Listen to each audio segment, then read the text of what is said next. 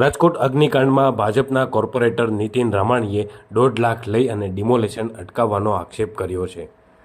Rajkot TRP game zone અગ્નિકાંડમાં ભાજપના ward number 13ના કોર્પોરેટર નીતિન રામાણી સામે આક્ષેપો થયા છે કે ડિમોલેશન અટકાવવા માટે તેમણે 1.5 લાખનો તોડ કર્યો છે।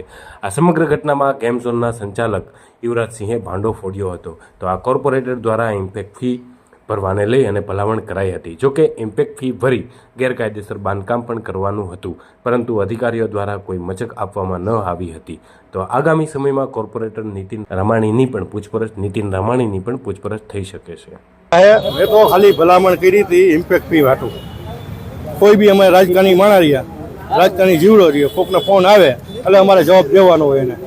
કોના થકી ફોન આવ્યો? મને વિડી એના અંકલ છે ને એના થકી મને ફોન આવ્યો હતો કે નીતિ નામ છે કે મારો ભત્રીજો છે, મેં તો એને મોકલજો ને એટલે મેં એને આવ્યા એટલે કે ઇમ્પેક્ટ ફી ભરવી છે, આ તૈયાર થઈ ગયું એટલે ઇમ્પેક્ટ ફી ભરી ભરાય।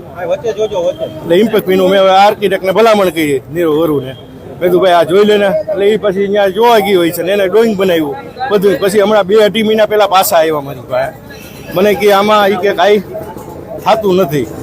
એટલે મેં કીધું ભાઈ આર્કિટેક્ટને ફોન કર્યો, મેં કીધું ભાઈ શું છે, એટલે હિન્દીભાઈ કે આપણને કાંઈક આપે તો આપણે એ કે કરીને કે કાંઈક કે કોઈ જાતના કાગળિયા કાંઈ આપતા નથી, બિનખેતીનો હુકમ રેવડ પ્લાન કે એવું કાંઈ તો એ કે આપણે આપી। ઇમ્પેક્ટ ફી ભરવાની હતી, એની ફાઇલ હાલતી હતી। ખાસ કરીને જે રીતના સાગઠિયા તો કર્યો સાંભળ્યો તો ખરા હમણાં યાર, બધું એ વહીવટ હાલે જ છે। મતલબ એની કામગીરી કઈ રીતના હાલતી હતી? એ આર્કિટેક્ટને હસ્તક હોય બધું, આખી ચેનલ જ છે એની આર્કિટેક્ટ આયા। કેટલા રૂપિયા લેતા હતા? નાના બાંધકામના 2-3 હજાર રૂપિયા ફાઇલના હોય। તમે કોઈનું ધ્યાન દોર્યું હતું? ના, મેં નતું દોર્યું। વર્ષો આજકાલનું તો નથી, વર્ષોથી હાલે। પોતે જ કરતા કે બીજા કોઈ દ્વારા? એ આપણે આર્કિટેક્ટ હસ્તક હોય। આર્કિટેક્ટ હસ્તક હોય। રાજકોટ લેવલે બધાને ખબર છે કે આપણે ભ્રષ્ટાચાર ફાસ વધી રહ્યો છે, તો આપણે શું કહેશો કે આપણે કોઈ પણ તંત્ર, કેમ કે આપની તો સત્તા નાનું હોય એટલે કોઈ ધ્યાન ન આમાં આપતું હોય, 2-3 હજાર રૂપિયામાં એવું। ખાસ કરીને આજે આપને એવું લાગે છે કે આપણે જે ભલામણ કરી હતી એમાં ક્યાંક ને ક્યાંક આ માસૂમોનો ભોગ લેવાયો છે? એ બહુ અફસોસ છે, ખરેખર એવું ન થવું જોઈએ આવું।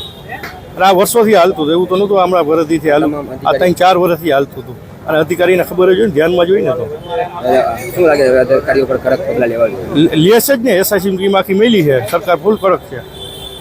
અમને લાગે છે આપની ભલામણને કારણે ક્યાંક આવો બનાવ આપની ભલામણ એટલે ભલામણ મેં આર્કિટેક્ટની કરી હતી, મેં કોઈ જાતની બીજી ભલામણ કરી નથી, હજી હું તમને કહું।